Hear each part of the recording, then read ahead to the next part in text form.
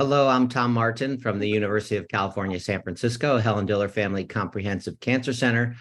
And I'm joined today with Blood Cancers Today Editor-in-Chief, Dr. Sagar Lonial of the Winship Cancer Institute in Emory, Dr. Shambavi Richard of the Center of Excellence for Multiple Myeloma in the Icahn School of Medicine at Mount Sinai in New York, and Dr. Peter Voorhees of the Levine Cancer Institute in North Carolina. And this is our first roundtable of discussion on BCMA targeted CAR T-cell therapy. So hello, panel. We are here today to discuss CAR T-cell options in multiple myeloma. As you guys know, in the last few years, we've seen amazing progress in BCMA therapeutics at all our centers, and we've had to adjust and actually pivot and be able to incorporate these BCMA therapeutics into our practices. And today we're kind of going to discuss your experience with some of these therapeutics. It's actually been a really fun time. So let's start. So the first thing I want to discuss is, why BCMA? BCMA has now, really come onto the scenes as a major player in terms of targets for multiple myeloma. I think we've enjoyed our time with CD38, and now we're on BCMA. So Dr. Lonial, why BCMA in multiple myeloma?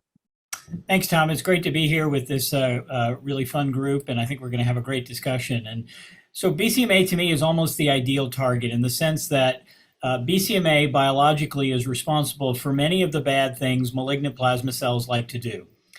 Binding through BCMA induces signaling through a number of pathways that ultimately result in drug resistance, proliferation, and binding to the stroma in the marrow, which we know confers some level of drug resistance in and of itself.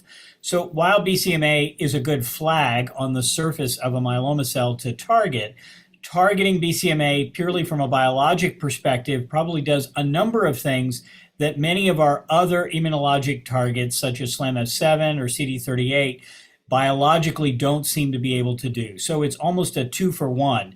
You get a great target, but you also interrupt survival signaling through the BCMA receptor.